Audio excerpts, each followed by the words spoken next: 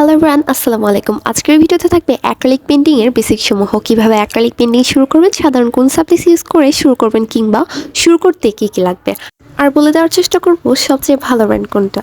কিভাবে সিম্পল জিনিস ইউজ করে আপনার আর্টের উন্নতি করবেন। আগেই বলে দিয়ে আমার এই ভিডিও কোনো কিছু স্পন্সর করছে না, সম্পূর্ণ নিজের এক্সপিরিয়েন্স থেকে আপনাদেরকে এই ভিডিওটা শেয়ার করার চেষ্টা করেছি।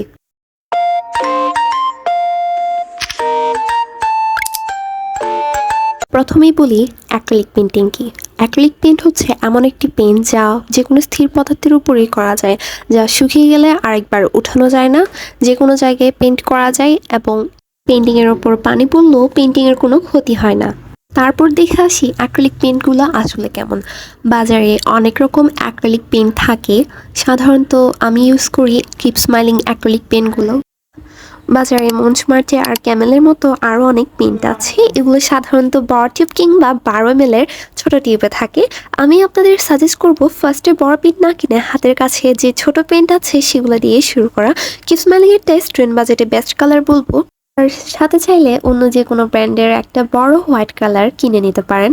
কিপ স্মাইলিংয়ের ছোট টিপগুলোও থাকে, তবে এগুলো খুব একটা ভালো না বড় পেইন্টিংয়ের জন্য, কারণ এগুলা খুব তরল এবং এগুলো দিয়ে ছোট পেইন্টিং করা ইজি, বাট বড় পেইন্টিংয়ের জন্য এগুলো খুব একটা ভালো না। তবে অন্য ব্র্যান্ড যেমন মন্টমার্টে, ক্যামেল, ম্যারিস এগুলো ছোট এবং বড় টিউব দুটোই একই। আর মন্টমার্টে হলো একটা সফট স্মুথ কালার যেটা আপনার পেইন্টিংকে সুন্দর করে ফুটিয়ে তোলে।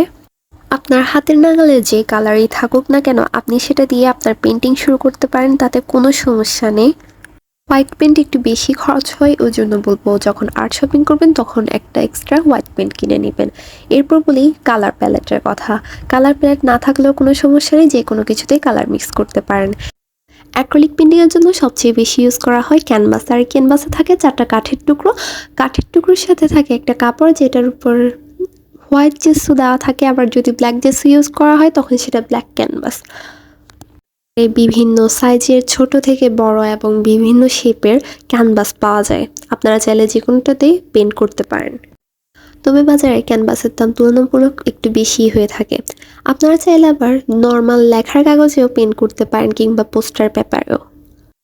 আবার চাইলে যে কোনো ধরনের সারফেস বা প্লাস্টিক, কাঁচ, কাঠ যে কোনো কিছুতেই অ্যাক্রিলিক পেইন্ট করা যায়, এই পেইন্টিং নষ্ট হওয়ার কোনো সন্দেহ নেই।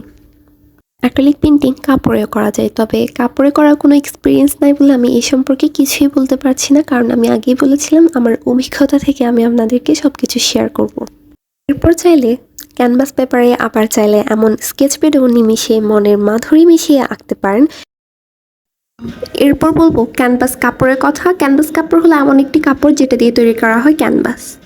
আপনি ক্যানভাস ক্লথ কিনে টোট ব্যাগ বানিয়ে তারপর পেইন্ট করতে পারেন, অথবা নিজেই ঘরে বসে ক্যানভাস বানাতে পারেন।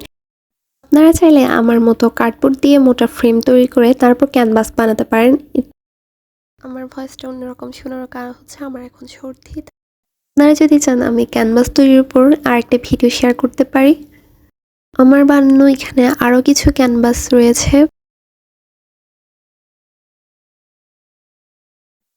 কিসে আঁকবো সেটা তো গেল, বাকি রয়ে গেল কি দিয়ে আঁকবো। আমরা তো অ্যাক্রিলিক পেইন্টিং ব্রাশ দিয়ে করি, এই জন্য আমি যে ব্রাশগুলো ইউজ করি সেটা হচ্ছে মন্টেড আর কিপ স্মাইলিংয়ের ব্রাশ। আর ব্রাশ কিনলে তখন খেয়াল রাখবেন যাতে জেনুইন ব্র্যান্ডেড ব্রাশ কেনা হয়, কারণ ব্রাশগুলো কিছুদিন পর নষ্ট হয়ে যেতে পারে। আর আর্ট করার জন্য পুরো সেট না, আপনার 2টা ব্রাশই আপনার আর্ট করার জন্য যথেষ্ট। একটা লাইনার ব্রাশ কিংবা ছোট ফ্ল্যাট ব্রাশই আপনার পেইন্টিং করার জন্য যথেষ্ট। এরপর আসি প্যালেট নাইফে। প্যালেট নাইফ দিয়ে সাধারণত কালার মিক্স করা হয়, তবে এটা আপাতত আপনার দরকার নেই, কিন্তু কালার মিক্স আর জেসো কোট করার জন্য এটা খুবই কার্যকরী। আর পুরো সেট না কিনে একটা কিনলেও পারেন। এরপর আসি জেসো কি। জেসো হচ্ছে একটা কোট যা পেইন্টিং করার আগে সারফেসকে তৈরি করে। বাজারে বিভিন্ন ধরনের জেসো পাওয়া যায়, আপনারা চাইলে বাসায়ও বানিয়ে নিতে। পেইন্টিং করার আগে অবশ্যই আপনার জেসো ইউজ করা দরকার, না হলে পেইন্টিং উঠে যাবে।